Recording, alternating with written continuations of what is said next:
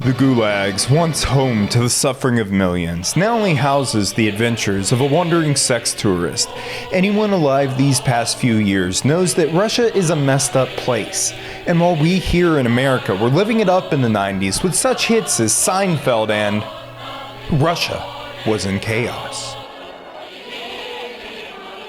The new nation found itself plagued with crime. Thanks to the mistakes of Boris Yeltsin and corrupt officials, these comfortably dressed criminals were now in charge. But it wasn't always like this. In the past, these thieves, or vory, would have rather died than work with the state, and plenty of them made that very choice. The USSR's crime world would burst into a violent conflict during the 40s and 50s, where they would question the very nature of what it even means to be a thief. A war rages across the gulags. Deep in the camps, suki and vory slaughter each other by the thousands. This is the bitch war.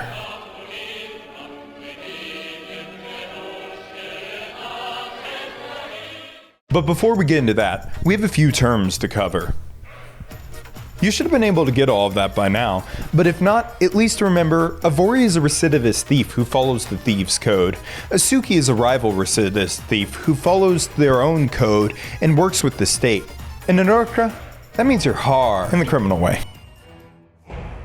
Our story begins back in Tsarist Russia, where criminals love nothing more than telling stories. And there was no one that they loved to tell stories about more than the two legendary thieves, Ivan Osipov and Sofia Ivanovna Bluvishtin, or Vanka Kane and Sonia the Golden Hand. This is the best my Russian's getting. Now, Osipov was active in the 1730s. He was out there fighting the Russian aristocracy with a gang of 300 violent psychopaths and becoming the patron saint of resisting authority figures. You know, that kind of thing. And Bluvishtin? Well, she was kind of a Russian Robin Hood. She would steal from the rich, never kill, and somehow escape prison by creating doppelgangers. Don't see give to the poor in there. These two were the inspiration for countless Russian crime novels. Their legends brought a true romance to criminality. Often thieves would try and match the exploits of Kane and Sonia, mostly by exaggerating their own tall tales, but still, they had a hope that maybe they too could become legends. But they don't become legends. No, instead most thieves would just harass rural towns and steal their horses. And things wouldn't really change much for organized crime in Russia until industrialization. It was then in the slums of cities like St. Petersburg and Moscow, we would see a type of gang begin to form, the artel, and along with it the vorsky mir, or thieves' world. Now, due to how many artels there were, the vory would operate a lot more like a confederacy than one structured organization. The Khans rolled up at the top as little low-level vory would try and rank up through criminal acts and word of mouth. If you can't rank up in your own artel, it's obvious that no one likes you. Try another. Just go home. Of course, all this competition would cause a lot of conflict between all the artels, with everyone wanting their own name and everyone wanting to move up. It was chaos. Let's take a slight detour real quick to the Kartulga camps. Built by Tsar Alexis around the late 1600s, they were used as punishment for things like political dissent or revolutionary activities. Of course, this does mean a lot of our favorite Bolshevik leaders would end up there. This list obviously includes, but is not limited to, Leon Trotsky, Vladimir Lenin, and your boy, Joseph Stalin. In these camps, they really got them thinking, hey, if I end up in charge, I am definitely ripping these places off. Love the horrible conditions. Hope the Shumpa, the group that has essentially spent their entire lives in these camps and formed their own distinct criminal culture really quickly, doesn't stick around. That would serve as a great foundation for a group like the vory to grow and thrive here in these camps, which would really be a pain for us if we did end up in charge. Oh well. Okay, so let's get back on track and see just what Russia's been up to lately.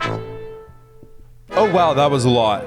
To sum it up, life as a Russian is unfortunately hard. By now we would find Russia in the full embrace of communism, but somehow our vory, they were doing fine. Nice one, Lenin. At the time, there was quite a lot of bad stuff going on out in the provinces, so a lot of Russians were fleeing to the big city.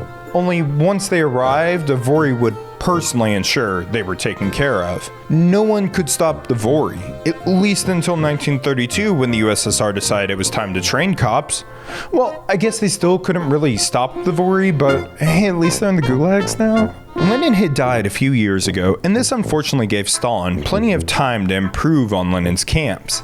He would have a governing body set up for them, the Gulag. See, Gulag actually stands for these guys and some others would organize the camps, build their infrastructure, and run the transit. Eventually, everyone would just start calling the camps themselves Gulags. And their mission? Populate Siberia and reform political baddies. You might be shocked to hear that even the trip to a remote Soviet labor prison camp is actually kinda hard. You would have to endure ETAP and those nasty vory. ETAP was your special journey to the camps. Thrown into overcrowded holds on trains and ships, the smell of piss and shit would cut through the air. ETAP will break your will. Unfortunately for you, this is also going to be a great time for a vory to introduce himself, get to know you, share some survival tips, swap some stories, demand your food. You say no, they kill you. Oh, and did I mention that the vory do rape everything in sight? Well, too bad. Prepare your mouth. And as one prisoner recalled, take a good look. You're gonna suck a lot of them. You look at me when I piss, but don't open your mouth or I'll piss in it. It didn't matter to the vory if you were a man, a woman, or a dog. They would get their fix. And how about some help from the guards? No, they don't really do that kind of work here. We even find plenty of examples where the guards would actually push you back into the danger, like when a fire broke out on a transit ship. There, the male prisoners were trying to escape a burning hold, only for the guards to hose them back into a corner and entirely forget about them. Well, at least until the ship filled with the smell of burning flesh. Finally, you're done with ETAP. Now time to begin your life for the next 10 years. The camp staff starts sorting you by sex, the article you're convicted under, and your membership in the vory-v-zakone. And depending on your answers, you were going to get a different set of jobs. Didn't matter what you got though. The work was hard, and the work was lethal. Maybe you get lucky and score like the uranium mines or cutting trees in freezing Siberia. But let's say that you're a real vory. Crime just lives in you. You are a different breed. While working for the state, that's gonna be a big no-no. You don't work with the feds, and you sure as hell don't get reformed by them. So then, what do you do all day? Nothing. Really nothing. The vory do not work for the state under any circumstances. You do not listen to them. You do not take orders. Nothing. It does not matter if your life depends on it. Guard threatens to kill you if you don't work the mines? Oh well, guess I'll die. Even something as stupid as picking up a piece of paper for a guard would break the code. And those who broke the code? Well, they were suki. And suki get dealt with. But you're not a suki, so you're probably out there getting drunk, right? But wait. This is the middle of goddamn Siberia in a labor camp. How? Well, gambling, of course. Here you could wager away all of your possessions, rations, the clothes on your back, even blood, whether yours or someone else's. 99% of the gambling going on was going to be a card game, one like Schultz, where they played with the 36 card deck called the Gulag, just despite the stinky French in their 52. Or maybe it was because they actually had to build their own decks and cards out in the middle of goddamn freezing Siberia, and that's actually kind of hard to do. I don't know. And the camp actually did try and ban gambling at one point, but I mean, come on, what else is a vory gonna do all day? So now they would keep on gambling, but we're also sneaky. This means get ready for your 8-hour lookout shift in the middle of the freezing Siberian winter night. Ooh, fun. So let's say you're a naked vory named Vladimir. You stupidly bet all of your clothes away, and then you decide to go back and bet clothes that you don't even have. You will pay up. Debts are very serious. Missing payments means maybe something really dark like getting your neck slit, or maybe a lot more funny like getting a prison tattoo of a dick on your forehead. Yeah, see how long you last looking like that, dickhead. Now winning means it's time for the Gulag Arcade Prize Room, where you can find all kinds of fun prizes like parts for cards, clothes, food, and most importantly, vodka smuggled in from the surrounding town. But okay, you've bet everything that you can, and you aren't stupid enough to keep on gambling. So then what else is there for you to do all day? Well, there always is sex, and there is no way that I can continue with this section and keep this video up, so how about we go get a tattoo instead? Okay. Tattoos were really important for the vory. They instantly let everyone know all of your sick vory achievements. You got instant respect. It didn't matter what camp you were sent to. Of course, just make sure you actually did earn the tattoos first. Someone finds out you didn't, well, I guess you'll just die. Tattoos weren't the only coded communication that the vory had.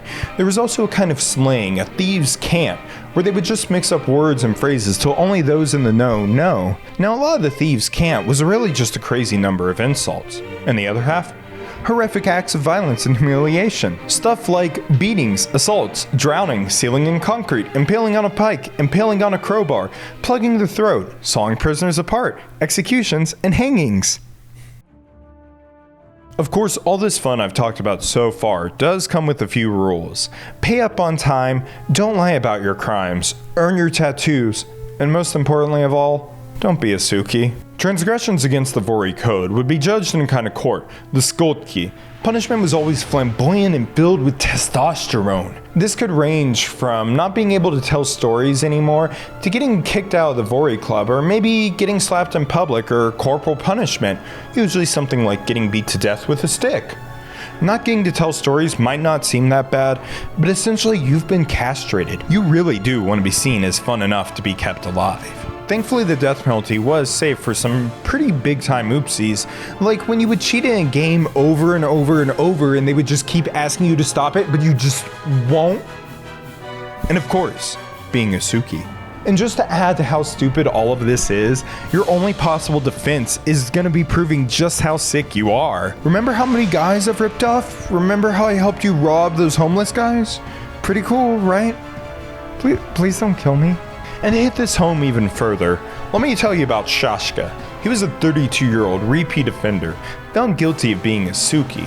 But see, in Skotki, you would get to choose how you die, and he chose to go out like a real one. He tells the judge that he'll be the one to kill him, then rips his shirt open and yells, "Take my soul!" So the judge walks up and slits his throat, and tells a guard, and then the guards are like, well, did you kill him? And she's just... So they take him away. So say you were found guilty by the Skotki, but got moved camps. You're free, right? No, are you stupid? You will be found. You will be dead. Maybe you're Gorkin, who went through exactly this. 4 years later at his new camp, right as he was about to get out, two vory offed him. Then the guards killed the vory for the killing, but it didn't matter to the vory. Even when faced with death, there was no way that they could be controlled. And all of this violence was about to get way worse right after the Great Patriotic War, when the suki would directly challenge the power of the vory. Life in the gulags as a vory is already pretty sweet, right? So then what could make the vory turn on themselves then? Well, I'll tell you, it's all Hitler's fault.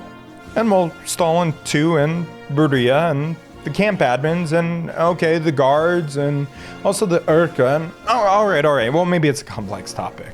The Gulag had been in swing for a while now, and Daddy Stalin, he was looking to make a change.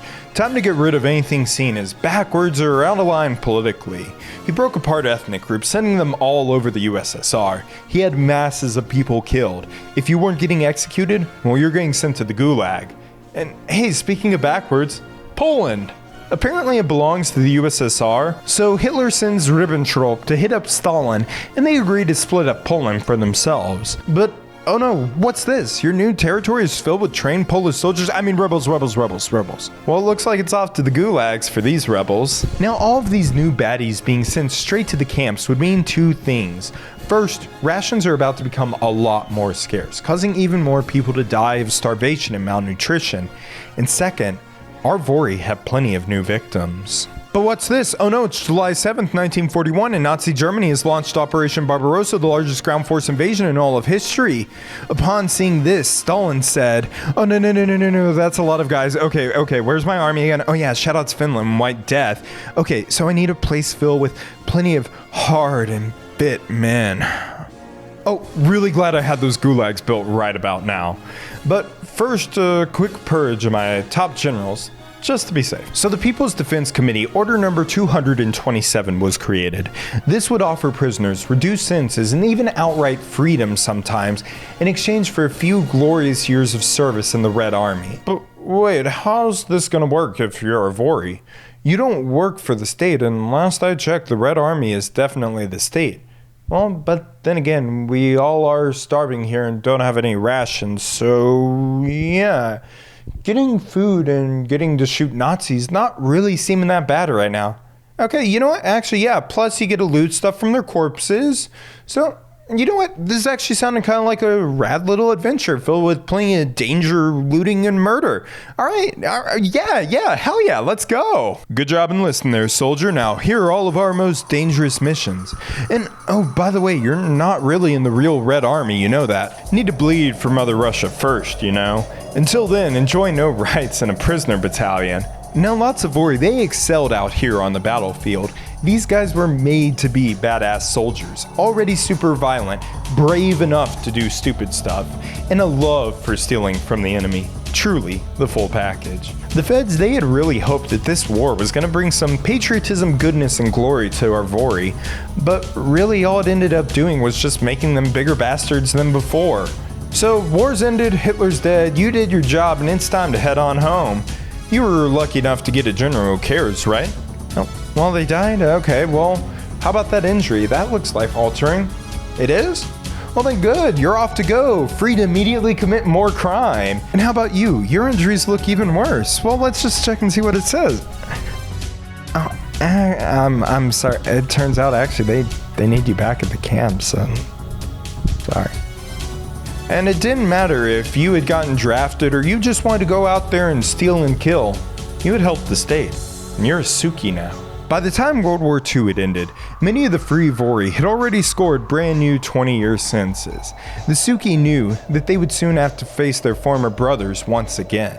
Expecting this, the Sukis, Pecans, and Intelligentsia all tried to figure out how they could just patch things up. Maybe they could just have a nice chat with the vory, show them how to game the system, just work with really corrupt officials. I mean, come on guys, it's not that hard. It's not like we're gonna quit committing crimes or anything. So yeah, everyone was kind of getting pretty hyped that they might start telling sick, nasty crime stories around the campfire again. But despite all this hype, the vory just didn't think that these suki had that thief hustle grind set that they needed. They even said things like, "You were at war? Did you pick up a rifle? So you're a bitch, a real bitch." Day by day, more and more suki arrived at the camps, and day by day, more and more suki would meet the blade of a vory. These suki only had one option. Screw the vory and all hail the king of the bitches! As the camp population and violence skyrocketed, there seemed to be no solution in sight. But then, in 1948 at Veneno Bay, there would come an answer. A powerful suki would crown himself king. Who was he? I don't know. This king made a name for himself during and before the war. He promised the admins that he would rid the camp of any bloodshed or violence if they could just look the other way while he took care of business. In exchange, the suki could have whatever cushy jobs they wanted. Thinking that the war had turned King into some kind of patriot, the camp agreed. But King was not a patriot. No, he was a thief at heart, and he wanted revenge. One morning he ordered the whole prison to gather into 2 rows. Walking between them, he knew what to look for, shouting and pointing each time his eye caught one. They were ordered to step out of line, gather, and then strip. Once all gathered, his goons quickly began beating these vory with clubs, brass knuckles, and stones. Once an inch away from death, King, an actual theater kid, would begin his ritual. Bending down, he would draw his knife to the vory's lips and give them the very chance that he himself had to make. It was kiss the knife. Life is a suki, or death.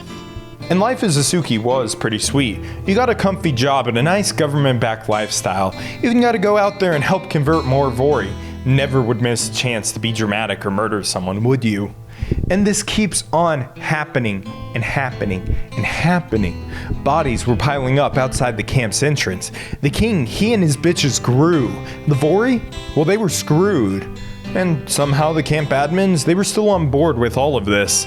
They even sent King out east to start the cleaning process in some other camps. It didn't take long for the vory to hear about this. Soviet trains, what can I say? They started to freak out and decided that this was war. So they grabbed all their blades, knives, bayonets, and other stabby things that they could. Mostly by suggesting former blacksmiths and melt workers get to work. It's a lot easier to threaten Igor than pay him in cigarettes. War had come. And this one was a real bitch. About now, the camp admins, they realized two things. First, they got played hard.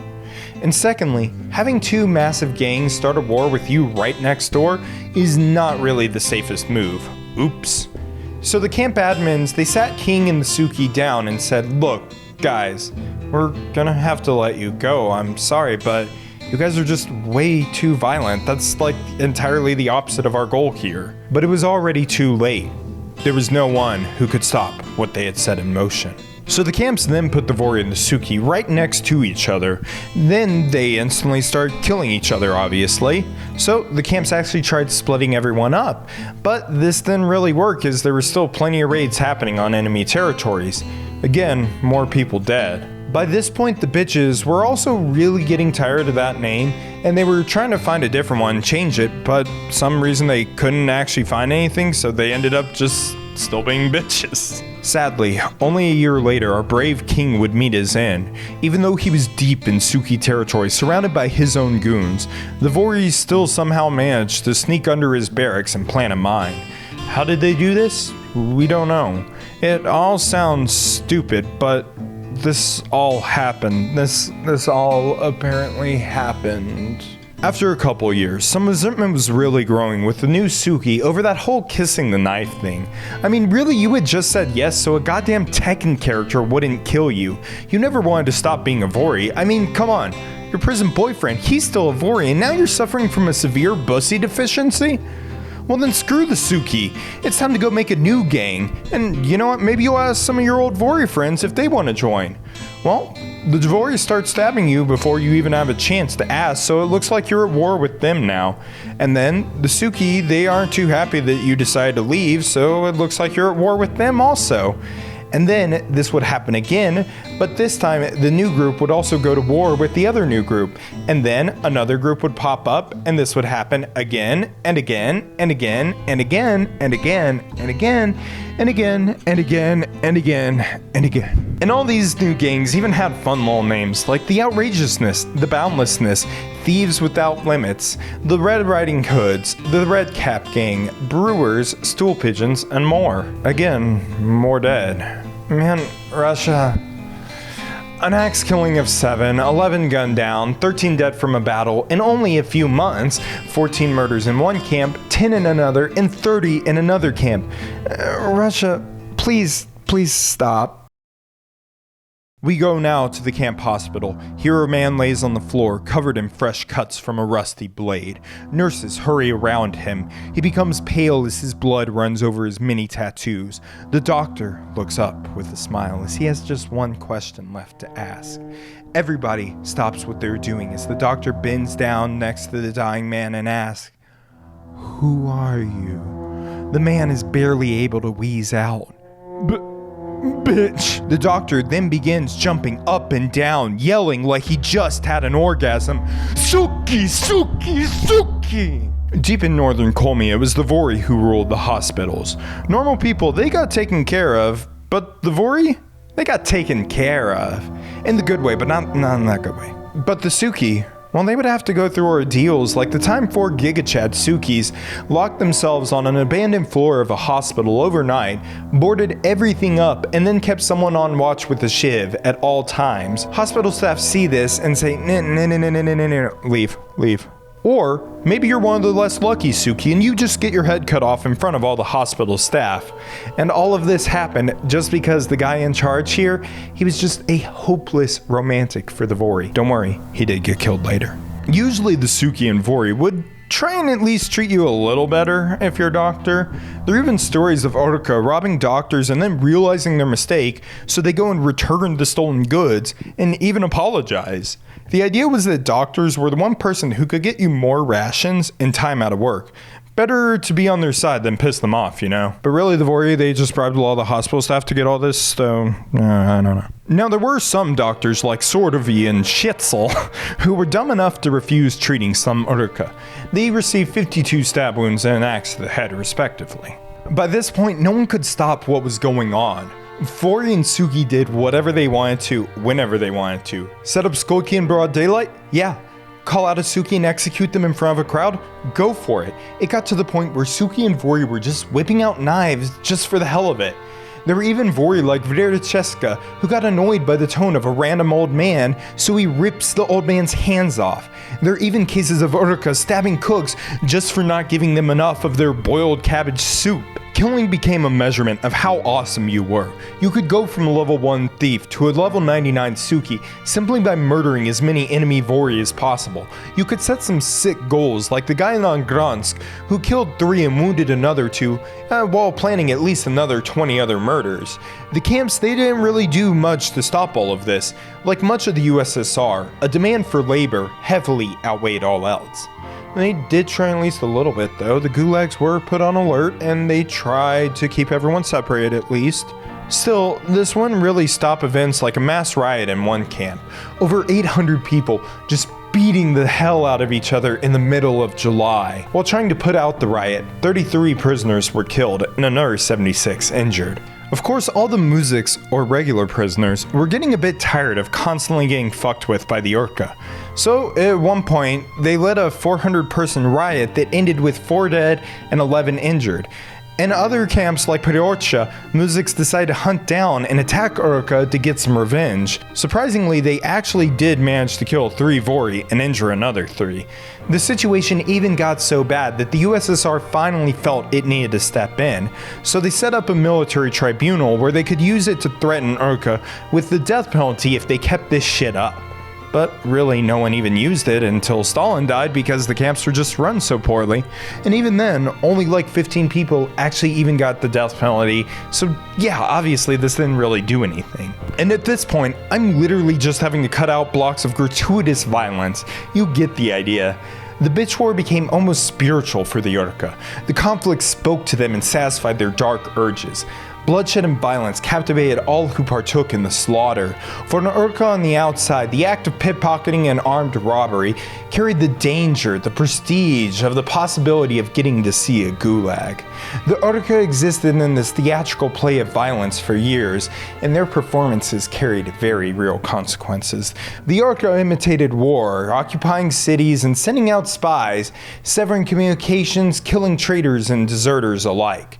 The bitch wars was an amazing conflict, the convergence of numerous major historical trends and failed ideological projects, and a strange cult of the thief all came together to create hell on earth for the already monstrous gulags. Only one thing could bring a stop to all of this. With the big dog now dead, it was now time for Beria to take a turn in charge. During his tiny tenure, a mass amnesty would be issued for the camps, reducing their populations down to a point where they could all finally be kept separate now. And just as the icing on top, the vory were now forced to start taking government jobs. They had finally figured out just how they could break the code of the vory once and for all.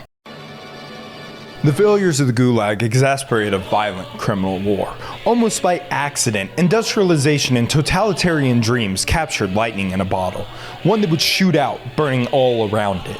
By the end of the 1950s, with Khrushchev firmly in power, the camps would be a shell of their former self. With new urka causing a mass crime wave over the USSR, Khrushchev brought out every tool he could stop them. Now crushed by the state and homeless, the urka had lost their power. It wasn't until Brezhnev's reign we would see the vory and incredibly thick eyebrows make a comeback. By now I guess they didn't want to be called bitches, whatever. As he diverts funds from public programs into the military, the economy slows, and thanks to the help from corrupt officials, the vory are able to build a massive new black market supplying all the Western goods that we truly do need, like tracksuits and drugs. Then came Gorbachev, where our vory fared even better. Thanks to new prohibition laws that were set up, a massive new market was created for the vory again. Gorby also tried letting the people set up some cooperatives, so maybe they could finally own the means of production instead of the state. Only problem was that once they were all set up, the vory and corrupt officials were the only ones with enough cash and connections to actually make any money off of it. They ended up taking over 75% of all the co-ops. They had become so entangled with the state that punishment was impossible. And with that, we end up right back in the 90s, where we would see the vory take a hold of a new Russia and never let go. So let's see what some of our favorite vory are up to here today. Oh. Oh. Oh. Give me money. Money me. Money now. Me a money needing a lot now.